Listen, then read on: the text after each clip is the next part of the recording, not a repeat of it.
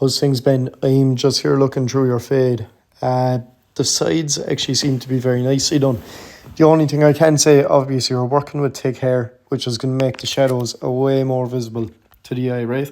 So all you want to do for these sections here, quite literally just this spot here, what I circled around there, get your thinning scissors, and you're only going to do anywhere from 1 to 3 millimeters of a cut, right?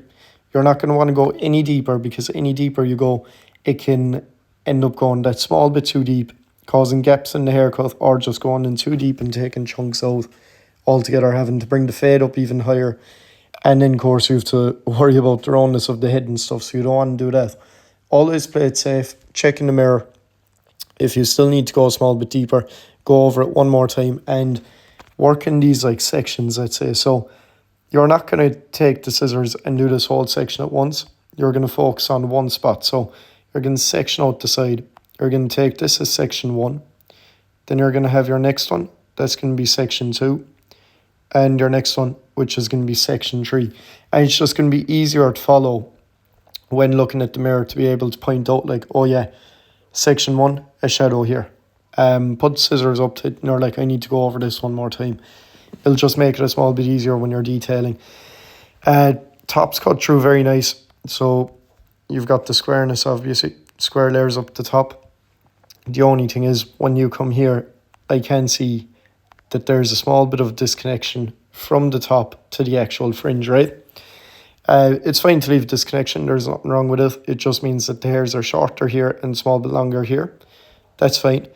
It's just when you're connecting the weight line with your fringe, you can see there's a step where the hairs are all short, and all of a sudden they get long, right? So what you're going to want to do is you're going to want to comb all the hairs down, and you're going to be taking sections at a time. So you're going to pull this one back first, and you're going to go with the same direction of growth, or the same way that you'd be sectioning off there to connect the sides in with the top. You're going to pull the fringe back to this line. You're going to cut across. Next thing you're going to do, you're going to pull this line back, over direct it back, and you're going to cut it across again. And what's going to happen is it's going to drop the fringe down in this nice way, keeping it all the ways in, let's say, from the weight line here into the fringe. It's going to have a nice flow going through it, just a small bit softer, right? The other side's the same. Line-up's very sharp as well. I like that, and the line-up really makes the haircut. Just at the back here as well, one thing that I could say to you, just get rid of the shadow, because if you're going to start working with thinning scissors and trying to detail all this, man, it's going to take you like the bones of 20, 30 odd minutes to do, you know, and you really are running the risk of going a small bit too deep, especially in that area there. So remember, thick hair, shadows are always going to be that small bit more visible. So my advice to you, Ben, is even if you drop the fade down a small bit lower, no, not the fade, but the zero, if you get what I mean. So I'm going to show you here.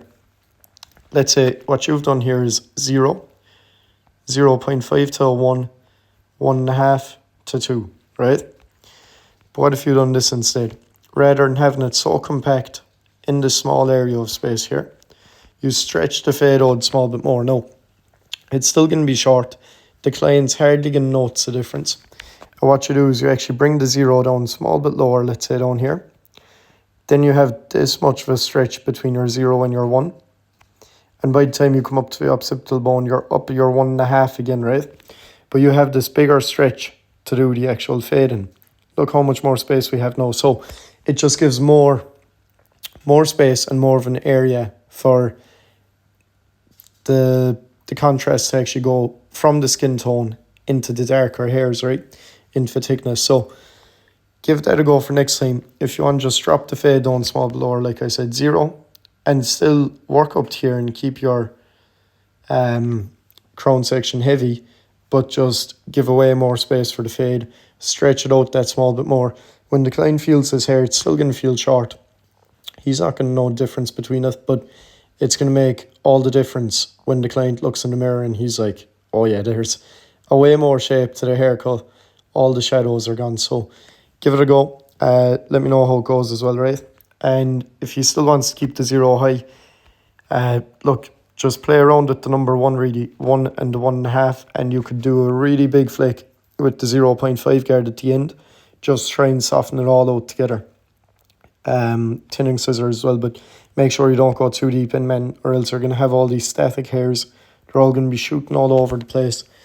I wouldn't recommend tinning scissors on the top.